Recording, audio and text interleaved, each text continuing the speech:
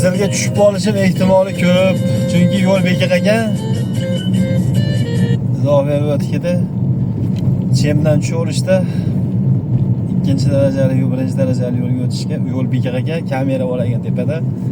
Men yuraveribman. Fataradan ish tarafga meni urdi. Menimcha, endi buni tepadagi tekshirib ko'radigan kaylar o'chirib yuborsa yaxshi bo'lardi. Chunki o'chirishga bellik yo'lni bekor qilingan bilmasdan men yuryapman. Palasadan o'tyapman-da. Qaytishni iloji yo'q orqaga. Palasadan o'tib olganimdan keyin bilibman-da yo'l bekor qilingan. Most oldidagi. Endi nima deydi, kaylarga insof bersa. Bu o'chirib yuborsa ham bo'laveradigan-da. Atega yurmadim Qizilda.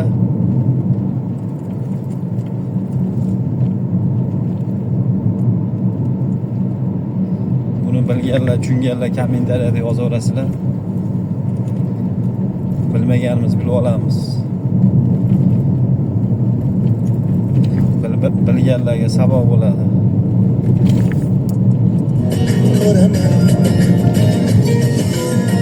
Ochiqligim bilasan, ishqingdaman, ovoraman.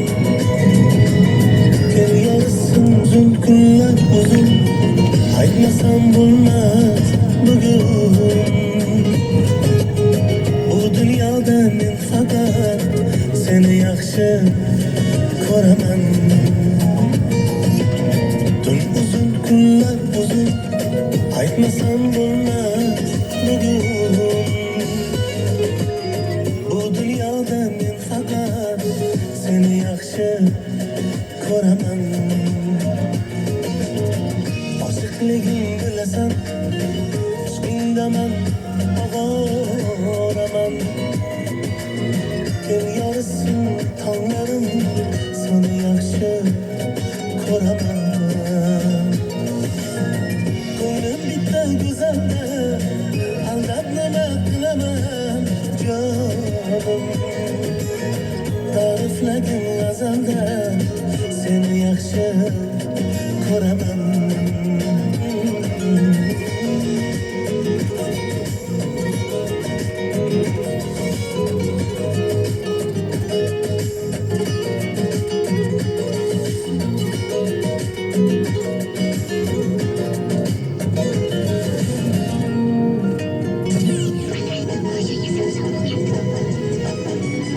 Shirin Paşa, yo'lmisin?